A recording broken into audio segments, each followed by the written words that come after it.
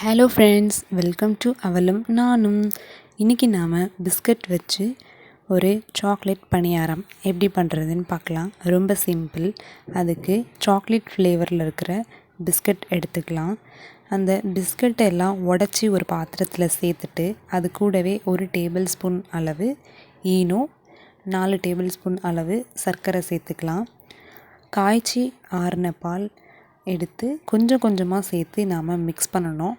பால் சேர்க்கும்போது பிஸ்கட் பாலில் நல்லா ஊறி கரைஞ்சி வந்துடும். கொஞ்சம் கொஞ்சமாக பால் சேர்த்து இதை ஒரு பேட்டர் கன்சிஸ்டன்சி கொண்டு வரணும். நிறைய பால் சேர்த்துடக்கூடாது. இப்படி நாம் மிக்ஸ் பண்ணும்போது அந்த லைன்ஸ் தெரிகிற மாதிரி இருக்கணும். அதாவது எடுத்து ஊற்ற கரெக்டாக இருக்கணும். ஒரு பணியாரக்கல்லில் நெய் சேர்த்துட்டு நாம் மிக்ஸ் பண்ணி வச்சுருக்கிற பேட்டரை கொஞ்சம் கொஞ்சமாக சேர்த்துக்கலாம். பாதிக்கு மேலே சேர்த்துக்கலாம். முழுசாக சேர்த்துட்டோம்னா திருப்ப கொஞ்சம் கஷ்டமாக இருக்கும். இப்போ கலர் கொஞ்சம் ஓரங்களில் மாறி வந்ததும் அதை நாம் திருப்பிடலாம்.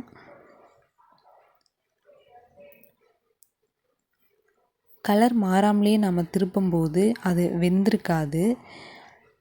இந்த பணியாரம் சாப்பிட வெளியில் நல்ல கிறிஸ்பியாக, உள்ளே நல்ல சாஃப்டாக சூப்பராக இருக்கும். இதே மாதிரி மற்ற எல்லாம் நாம் மிக்ஸ் பண்ணி வச்சுருக்கிற பேட்டரையும் சேர்த்து பணியாரம் பண்ணி எடுத்துடலாம். அவ்வளோதான், சிம்பிளான டேஸ்டியான ஒரு ஈவினிங் ஸ்நாக்.